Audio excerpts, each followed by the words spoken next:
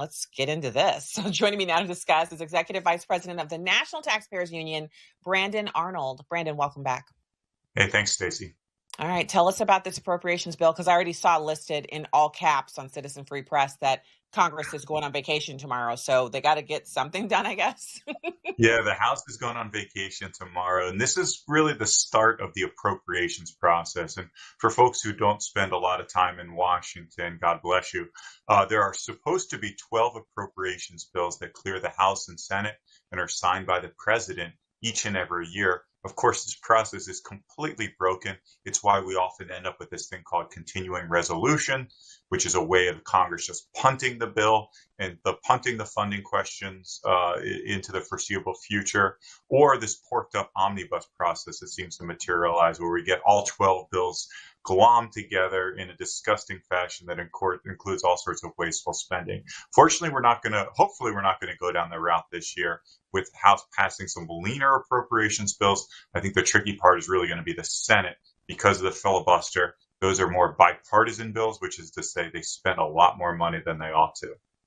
Yeah. And so we saw last week the rescissions bill. It locked in $9 billion of cuts that were highlighted by DOJ. And it's just a teensy little bite. It's like, if you're at the tapas bar, this would be someone basically taking the tapas plate, which is a tiny saucer, and dividing it 5 ways and giving you a fifth of a tapas plate. You are going to be really, really upset with that if that's all you're getting. You got dressed, you cleaned yourself up, you left the warmth of your home and your comfy couch. You are not laying on the couch watching television. Instead, you're going for tapas and you're expecting to leave there with your stomach at least partially full, and you get a fifth of a tapas plate. I mean, that's what this feels like, the rescissions package. I know there's more to be cut. Why do we keep running up against the brick wall of it looking like there's nothing that can be cut away? Everything's just too valuable. Yeah, I mean, it's really tough to cut. And unfortunately, that's exactly what we're facing right now. Congress has a lot of different priorities. They want that pork barrel spending. They want to continue the business as usual policies that they've done for decades and decades. It's why we haven't seen a balanced budget for about 25 years now. So it's really tricky. And I think the first step in the process is small cuts. And that's what we got with the rescissions bill. Like you said, $9 billion. It's about 0.14% of the federal budget. So a teeny tiny cut. But listen, they should be able to enact these cuts, realize the sky isn't falling, that society isn't breaking down as a result of them, and then advance that momentum and start to make more substantive cuts. I'm hopeful that's what's going to happen here. Again, there are some hopeful signs in this appropriations process, particularly on the House of Representatives side of the equation. But we've got a long way to go before we fund the government, let alone before we start to reverse this $37 trillion that is amassed over decades and decades of fiscal mismanagement. So, Brandon, when we talk, we often go into a lot of the details, and I wanted to ask you about one of the things that really, people get very worked up about it, and that is changing the age for being able to access Social Security. Now, people talk about means testing Social Security, which I think is completely unfair. If you work your butt off and actually earn a really good living or amass a fortune, to say that you can't collect any Social Security, it's kind of crazy. Like, you should have the choice to say, I choose not to collect, right?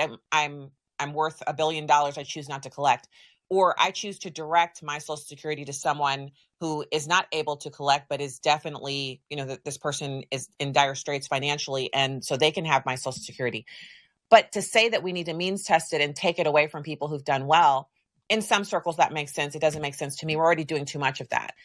But people are really balking at raising the age from 65. I've been in the mall and had 65-year-olds walk past me with speed and efficiency. They're healthy. Why can't we raise the age limit? Why can't we get that done? Yeah, we need to do something about Social Security. I mean, the facts are, regardless of where you stand ideologically, you can look at the facts of the case, and that is the Social Security Trust Fund is going to be depleted in about 9 years. And we keep moving that date up because, unfortunately, we've engaged in some fiscal mismanagement with regard to Social Security. But those funds are going to be depleted, at which point we're going to be experiencing massive benefit cuts unless we do something about it. I think one of the more common sense things is to adjust that retirement age, maybe not for people that are right on the threshold of receiving Social Security benefits, or certainly that are already receiving benefits. But for younger folks, we need to rethink this program, make sure that it's shored up and stable going forward. And one of the ways we do so is to think, yeah, people at age 65, people at age 70, the president, people are working later in life in a productive fashion. And Yep. let's have a program that reflects reality instead of the outdated program that was built decades and decades ago in the 40s. I mean, we now have our artificial intelligence that can figure these things out for us. We no longer need a math genius. We could have a cascade.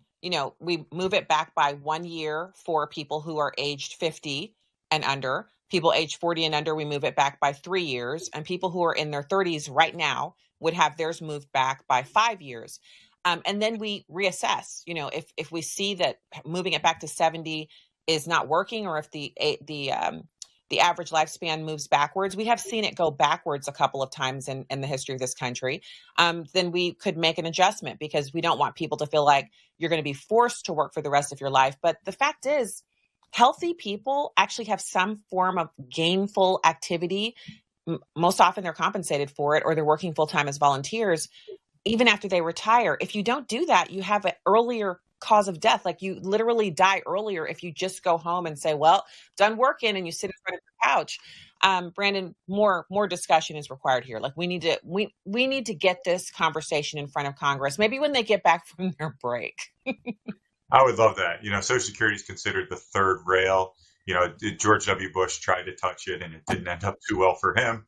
But it obviously is an enormous problem, and one that if we don't address soon, it's only going to worsen, and we're only going to see that depletion date accelerate and that massive benefit cut materialize sooner than we'd like. So we need adults in the room, common sense solutions. I like what you're talking about here, Stacy. Amen. All right. Well, Brandon, Arnold, good to have you back tonight. Thank you. My pleasure. Thank you. All right. And go